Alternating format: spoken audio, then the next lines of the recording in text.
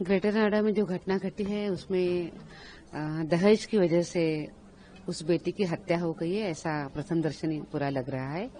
इस घटना की मैं बहुत बहुत निंदा करती हूँ, धिक्कार करती हूँ। और मुझे ये भी लगता है कि इस तरीके से बेटियां हमारी प्रॉपर्टी नहीं है कि हम उनके साथ कुछ भी करें। तो एक तरह से एक दिशा में हम ये भी देखते हैं कि ऐसी क्रूर प्रथाओं को बंद करने के लिए हमने इसके पहले भी देश में बहुत संघर्ष किया है और वही कुप्रथाएं अब एक नया रूप लेकर हमारे सामने आ रही है। ये बहुत ही चिंता का विषय है। इस विषय में राष्ट्रीय महिला आयोग ने संज्ञान लिया है और हमने उत्तर प्रदेश डीजीपी को तुरंत कहा है कि अतिशीघ्रता के साथ वो इस सभी घटना की जांच करे। जो जानकारी उनकी तरफ से मिली है तो उसमें अभी 4 लोग गिरफ्तार हो चुके हैं और पुलिस तेजी से कार्रवाई कर रही है।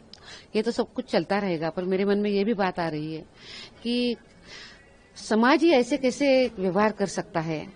आज आपकी जो बेटी है वो कल किसी की बहू है और आपकी दूसरे घर की जो बेटी है वो और किसी के घर की बहू है।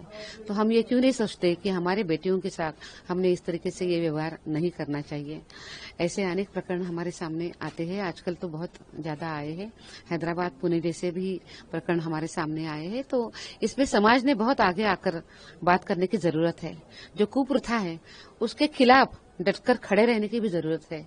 अगर हम ही आवाज नहीं उठाएंगे, हम ही नहीं बात करेंगे तो फिर ये कैसे चलेगा। तो इसीलिए समाज की जिम्मेदारी बनती है कि वो ऐसे चीजों के खिलाफ डटकर खड़े भी रहे। क्या कुछ परिवार से भी बातचीत हुई है या कोई आगे मिलने की प्लानिंग की गई है इंसिडेंट के दौरान? जरूर, परिवार के साथ मेरी संवेदनाएं हैं और मैं समझती हूँ कि अपनी बेटी का गंवाना कितना बड़ा दुख उस सब परिवार के लिए है। मेरी संवेदनाएं उनके साथ है। मैं उनको आश्वस्त करना चाहती हूँ कि इस विषय में राष्ट्रीय महिला आयोग बहुत ध्यान रखेगा। पुलिस जल्द से जल्द कार्रवाई करे और जल्द से जल्द जो आरोपी है उनको कड़ी से कड़ी सजा हो जाए। इसके लिए राष्ट्रीय महिला आयोग डटकर ध्यान भी देगा, आपका साथ भी देगा। मेरे अभी उनके साथ बात नहीं हुई है, पर परिवार अभी बहुत सदमे में भी है, शोक संतप्त है, इसीलिए अभी बात नहीं हुई है, पर उनके साथ हम जरूर संपर्क करेंगे। मैम, आपने कानून का जिक्र किया, लगातार ऐसी घटनाएं सामने आती है। गुरुग्राम से एक ऐसी घटना सामने आई थी जहां पर टेनिस का खिलाड़ी को मार दिया गया था उसी के पिता के द्वारा। लगातार जहां समाज इतनी तरक्की कर रहा है, महिलाएं आगे बढ़ रही हैं, ऐसी घटनाओं का होना लगता है कि जागरूकता की इसमें कहीं न कहीं कमी है। और क्या कुछ जागरूकता के लिए भी कैंपेन चलाए जा रहे हैं? जागरूकता की तो बहुत जरूरत है। अब देखिए, मैंने पहले भी कहा है कि बेटियां आपकी प्रॉपर्टी नहीं है। उनका टेनिस खेलना आपको पसंद नहीं है, इसीलिए आपने हत्या कर दी, ये कैसे चलेगा।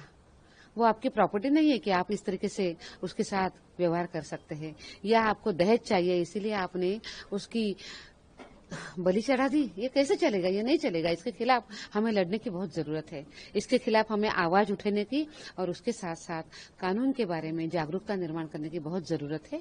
एनसीडब्ल्यू लगातार ये काम कर रहा है। जहां जहां हम जाते हैं वहां वहां हम, चाहे डोमेस्टिक वायलेंस हो या दहेज कुप्रथा हो या सेक्सुअल हैरासमेंट एट वर्कप्लेस हो, इन सब विषयों पर हम बात करते हैं। हम और भी तेजी से काम करेंगे, ऑलरेडी हम कर ही रहे हैं, पर हमारे साथ जरूरत है समाज ने भी आगे आने की। जब आपके घर के द्वार कोई संकट आके खड़ा है तो हम थोड़ी इंतजार करेंगे कि वो संकट हमारे घर के अंदर आए। हमें तो उस संकट को घर के बाहर ही रोकने की जरूरत है और इसके लिए पूरे समाज ने एकत्रित आकर ऐसी कुप्रथा के खिलाफ लड़ने की, बात करने की बहुत ज्यादा जरूरत है। उसके बिना ये रुकना कठिन हो जाएगा। लास्ट सवाल, किरण बेदी जी ने इस पर सवाल किया कि बेटियों के साथ मारपीट हो रही थी लगातार, उन्हें पहले ही पुलिस में शिकायत करनी चाहिए थी, कंप्लेंट करनी चाहिए थी। इसके साथ उन्होंने कहा कि मध्यकाल से ही माना जा रहा है कि बेटियों को बोझ माना जाता है, बेटियों को धन माना जाता है। अगर देखा जाए तो ये कंप्लेंट होती थी तो अच्छी बात होती थी, पर आप देखिए कि अगर मैं हमारी बेटियों को ये जरूर कहूंगी कि अगर आपको कोई तकलीफ है तो आप उसको सहन मत करो, अन्याय सहन मत करो। उसके लिए आपके पास व्यवस्था है। आप चाहे तो पुलिस के पास जा सकते हैं, आप कमीशन के पास भी जा सकते हैं और आप इसके खिलाफ आवाज उठाना बहुत ज्यादा जरूरी है। सहन मत करो।